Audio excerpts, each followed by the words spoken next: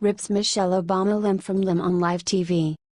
Last week, Michelle Obama demonstrated her absolute lack of respect or class when she went on Oprah to bash Donald Trump, claiming that America has lost hope now that he is our nation's president-elect.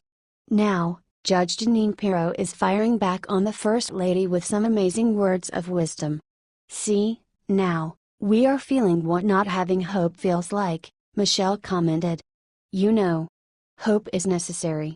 It's a necessary concept, and Barack didn't just talk about hope because he thought it was just a nice slogan to get votes. He and I and so many believe, what else do you have when you do not have hope?" Pirro did not take her entitled comments lightly. "You lived a life few can even imagine at the citadel of power and prestige in the world," she began in a recent segment.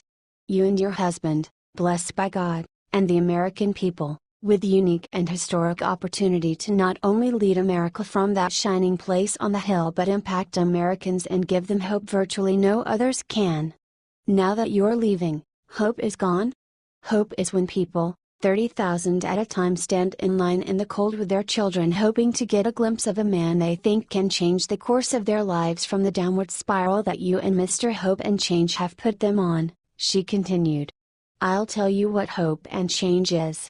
Hope and change is when people show up 20,000 strong after an election, desperate to see the man who actually brought back jobs to almost 1,000 people when your husband said it was impossible." Check out the full segment below and tell us what you think. Do you agree with Pirro? Are you ready for the Obamas to be out of the White House once and for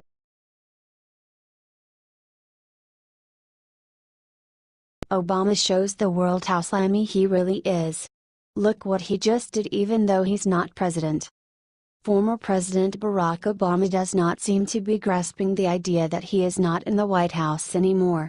He took it upon himself to attend the G20 summit in Germany, completely undermining President Donald Trump in the process. It's ironic, considering the fact that many of the problems Trump are facing stem from the previous administration. The liberal media has been attacking the Trump administration for a hotel mix-up that caused them to be without accommodations for a while. As it turns out, that was the Obama administration's problem, not Trump's.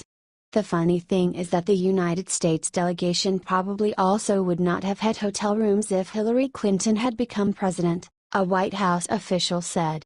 It was already too late by election day. But I bet even if Hillary had to sleep in a youth hostel, no one in the press would say it was her staff's fault, he continued. The worst part of this whole thing is that Obama doesn't even recognize his hypocrisy. At one point he said, "I would point out that we have one president at a time and one administration at a time." What do you think of Obama's act?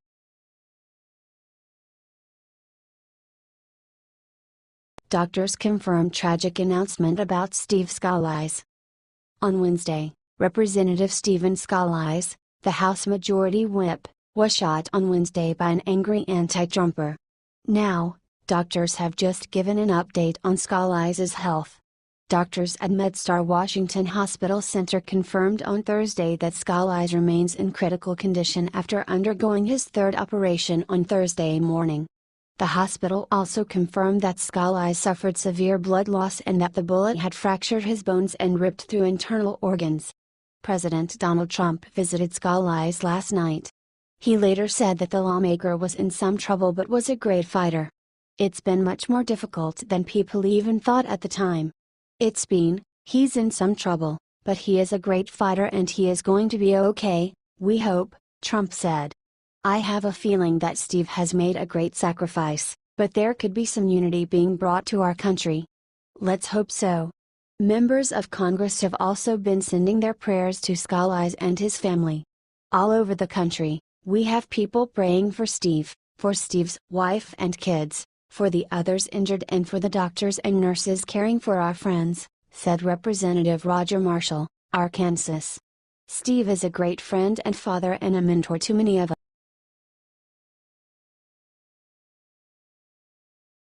True patriot Tom Selleck ruins Rosie O'Donnell, leaves her silent.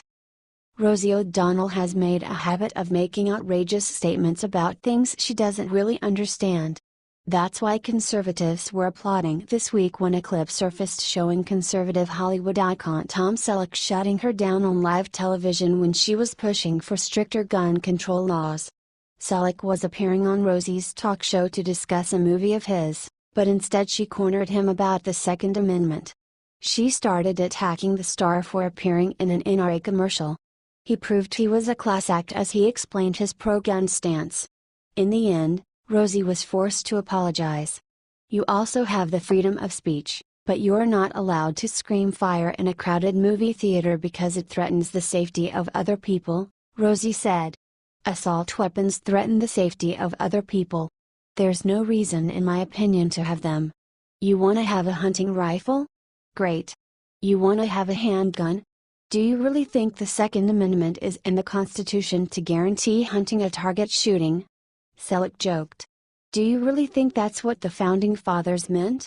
I think the Second Amendment is in the Constitution so that we can have muskets when the British people come over in 1800, she replied. "I don't think it's in the Constitution to have assault weapons in the year 2000.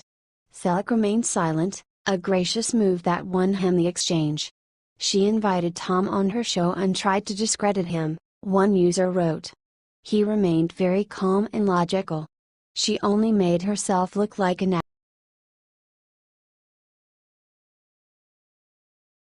Billy Joel risks everything to defy Hollywood and do what no one else will for Trump.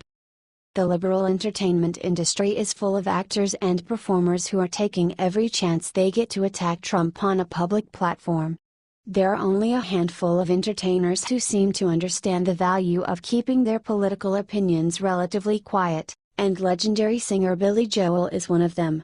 According to Breitbart, Joel said that in terms of politics, entertainers are more like court jesters than court philosophers.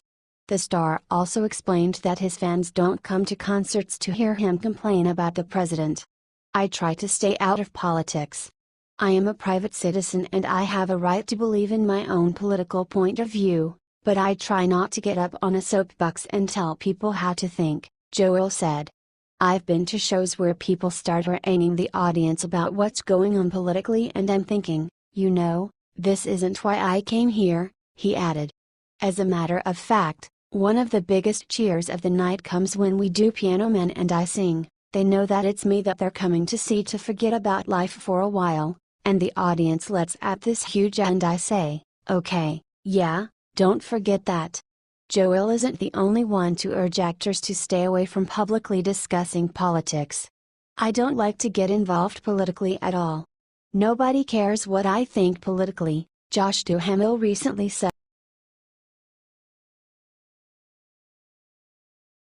Border Patrol agents rip apart Uhaul and find inside what Trump has been saying all along. Look.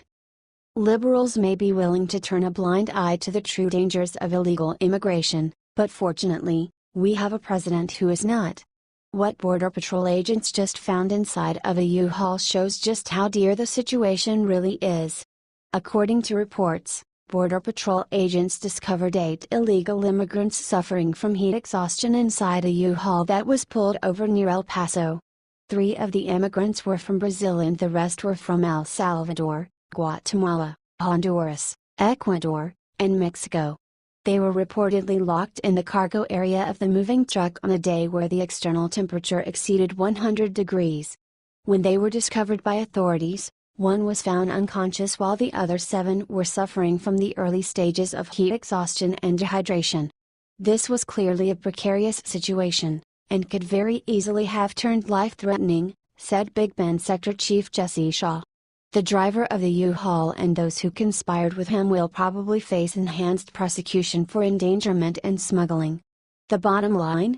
Illegal immigration poses significant risks for all of those involved and this problem needs to be fixed.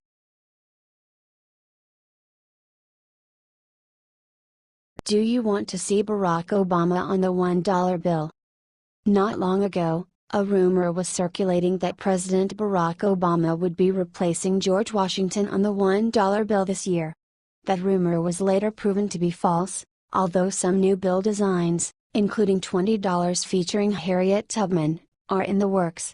We're sure liberals were thrilled with the prospect of Obama being on their dollars, but the truth is, the Bureau of Engraving and Printing say the dollar is fine as is because it's rarely the target of counterfeiting. The U.S. Treasury also prevent living people from being on currency notes. Sorry Obama, but we won't have to look at your face every day anymore. What do you think? Are you relieved this rumor is false?